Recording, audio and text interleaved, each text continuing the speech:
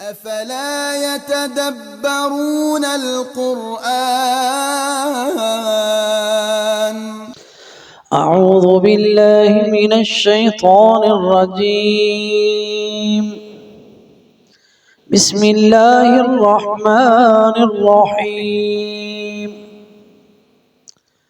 كتب عليكم إذا حضر أحدكم الموت إن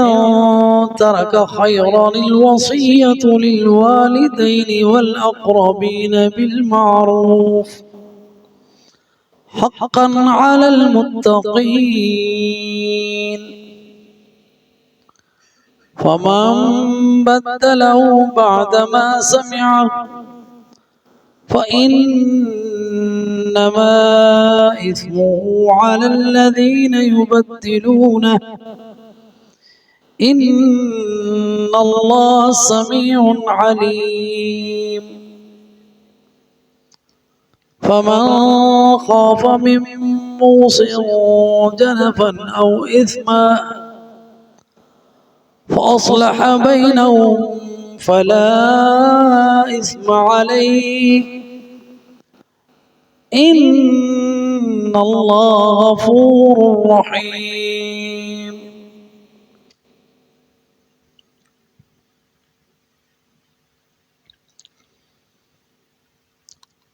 الفاظ کے معنی کتبہ فرض کیا گیا، لکھ دیا گیا، علیکم تم پر، اذا جب، حضر آ جائے، احدکم تم میں سے کسی کو، الموت موت،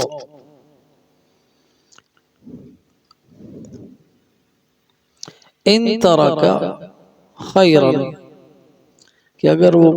مال چھوڑے، الوصیت تو اس پر وصیت کرنا فرض ہے،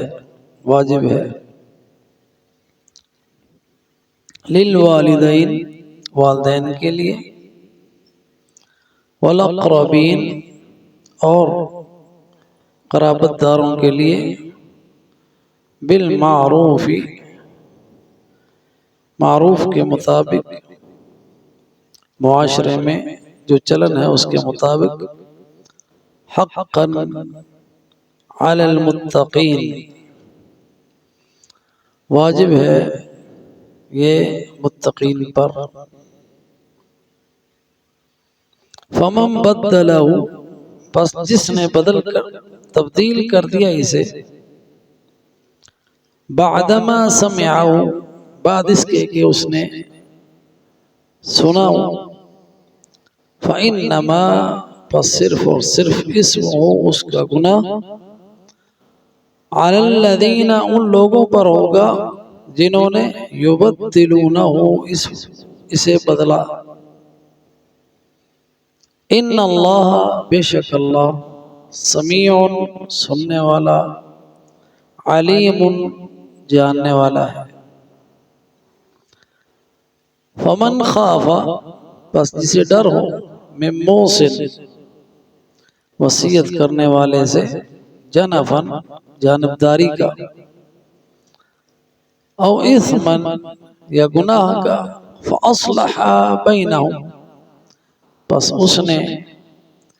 ان کے درمیان معاملہ ٹھیک کر دیا، فلا اسم علیہ بس نہیں ہے اس پر کوئی گناہ، ان اللہ بے شک اللہ، غفور الرحیم بخشنے والا، رحم فرمانے والا ہے۔ ان آیات کی تفسیر، کتب علیکم اذا حضر احدکم الموت، لکھ دی گئی تم پر جب تم میں سے کسی کو موت آ جائے، تو یہ موت آ جانے کا معنی کہ جب کسی ایسے موذی مرض میں مبتلا ہو جائے کہ جس میں شفا کی امید نہ رہے،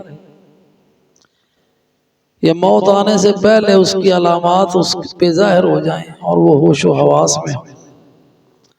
اور موت کے اسباب آ جائیں، کوئی حادثہ ہو جائے اور کوئی اس طرح کا معاملہ ہو جائے، تو ایسی حالات میں اس پر فرض کیا گیا اگر اس کے پاس مال ہو، ان طرح کا خیر، مال ہو بہت زیادہ، تو الوصیت، وصیت کرے اس مال کی اپنے والدین اور رشتہ داروں اور اولاد کے لیے۔ تو یہ حکم جو ہے، یہ حکم اس آیت سے پہلے کا ہے جس کو آیت الموارث کہتے ہیں۔ اس آیت میں اللہ سبحانہ وتعالی نے ہر ایک کا حق مقرر کر دیا ہے، والدین کا، بیوی کا، بچوں کا، بیٹیوں کا۔ تو جمہور علماء کی رائے یہ ہے، اکثریت کی، کہ یہ آیت منسوخ ہے اس حکم سے جو آیت الموارث ہے، اس نے اس حکم کو یعنی منسوخ کر دیا ہے، کیونکہ اللہ سبحانہ وتعالی نے سب وارثوں کا جتنا جتنا حق تھا وہ اللہ تعالیٰ نے مقرر کر دیا، جیسا کہ سنن میں ہے، عمر بن خارجہ کی حدیث ہے کہ سمعت رسول اللہ صلی اللہ علیہ وسلم یخطب وهو یقول ان اللہ قد اعطى كل ذی حق حقه فلا وصیۃ لوارث، کہ اللہ تعالیٰ نے ہر ایک کا حق مقرر کر دیا ہے، دے دیا ہے، اب وصیت ورثاء کے لیے وہ اس طرح فرض نہیں رہی جیسے کہ اس آیت کے نزول سے پہلے تھا۔ اب جمہور علماء کا یہی موقف ہے کہ یہ آیت منسوخ ہے۔ کچھ علماء نے کہا کہ آیت اپنی جگہ پہ قائم ہے، اور اس آیت میں جو حقدار ہیں، وارث ہیں، ان کا عام طور پر، عمومی طور پر ان کا بیان ہے، اور جو آیات الموارث ہے اس میں خصوصی طور پر ان کے حصے مقرر کر دیے گئے ہیں۔ اس طرح علماء کی اور مفسرین کی اس جماعت نے دونوں آیتوں کے درمیان تطبیق کرنے کی کوشش کی ہے۔ تو اب اس کے بعد، وصیت کے بعد، جو فمن بدلہ بعدما سمعہ، تو اگر کوئی چینج کرتا ہے تو وصیت کا حکم ان رشتہ داروں کے لیے، لوگوں کے لیے ابھی بھی موجود ہے کہ جن کا حق اللہ تعالیٰ نے مقرر نہیں کیا، وراثت میں ان کا حصہ نہیں، لیکن اگر وارث دینا چاہے تو 1/3 میں سے ان کو وصیت کر سکتا ہے، یہ وارث کو اختیار دیا گیا ہے۔ تو اس وصیت کو اگر کوئی بدلتا ہے، فمن بدلہ بعدما سمعہ، وصیت کرنے والے نے آخری اس کے الفاظ تھے، اس نے وصیت کر دی بول کر، کچھ سننے والوں نے سن لیا، کچھ لکھنے والوں نے لکھ لیا، لیکن اس کے مرنے کے بعد اگر اس وصیت کو کوئی تبدیل کرتا ہے اپنی خواہش اور اپنے مفاد کے مطابق، فَإِنَّمَا إِسْمُهُ عَلَى الَّذِينَ يُبَدِّلُونَهُ، تو اس کا گناہ وصیت کرنے والے کو نہیں ہوگا، وہ تو اپنا حق ادا کر گیا، جو حق جس کا تھا اس نے دے دیا۔ اب اس وصیت کو اگر کوئی بدلتا ہے اور جھوٹ بولتا ہے کہ اس نے ایسے کہا تھا، یہ وصیت کر کے گیا ہے، تو اس کا گناہ اس جھوٹے پر ہوگا جو اس کی وصیت کو چینج کر رہا ہے۔ ان اللہ سمیع علیم، یہ صفت اللہ تعالیٰ کی مد نظر رہے کہ اللہ نے اس کی وصیت کو بھی سنا، اور جو تم تبدیلی کر رہے ہو اللہ کو اس کا بھی پتہ ہے، اس لیے اللہ سے ڈرتے رہو۔ ان اللہ سمیع علیم، بے شک اللہ سننے والا ہے اور جاننے والا ہے۔ اس کے بعد فمن خاف من موص جنفا او اثما فاصلح بینہم فلا اثم علیہ۔ اب وصیت کرنے والے سے اگر کسی کو یہ ڈر ہو کہ وہ جانبداری سے کام لے، کسی کا حصہ کم ہے اس کو زیادہ دے جائے گا، تو ایسے میں جو اس پہ عمل کرنے والا ہے اس کے بعد، یا اسی مجلس میں بیٹھا ہے جس میں وہ وصیت کر رہا ہے، تو اس کو سمجھا دے وصیت کرنے والے کو کہ اللہ نے اس کا اتنا حق دیا ہے، اس کو اتنا دے، کسی کے ساتھ زیادتی نہ کریں، یہ نہ ہو کسی کو حصہ کم بنتا ہے اس کو زیادہ دے دے، اور کسی کا زیادہ بنتا ہے اس کو کم دے دے۔ یہ معنی ہے جنفن، جانبداری، مائل ہو جانا کسی محبت کی وجہ سے، دلی میلان ہوتا ہے انسان کا فطری طور پر، لیکن یہ وراثت میں تبدیلی کا باعث نہیں بننا چاہیے یہ میلان۔ اس لیے فمن خاف من موص جنبا او اثما یعنی ایسا گناہ کرے وصیت کرنے والا اپنی جانبداری کی وجہ سے کہ کسی کا حق مار رہا ہو اور کسی دوسرے کو دے رہا ہو، تو اس میں اگر کوئی فاصلح بینہم، اگر کوئی ان ورثاء میں ناچاکی آ جاتی ہے، اس جو تقسیم ہے اس کے اوپر، تو اس میں اگر کوئی شخص اصلاح کرے اور اس وصیت کو ٹھیک کر دے شریعت کے مطابق، تو ایسے شخص پر کوئی گناہ نہیں ہے۔ فلا اثم علیہ ان اللہ غفور رحیم، اور اللہ بے شک بخشنے والا ہے، رحم فرمانے والا ہے۔ تو اللہ سبحانہ و تعالی نے قرآن ہمارے لیے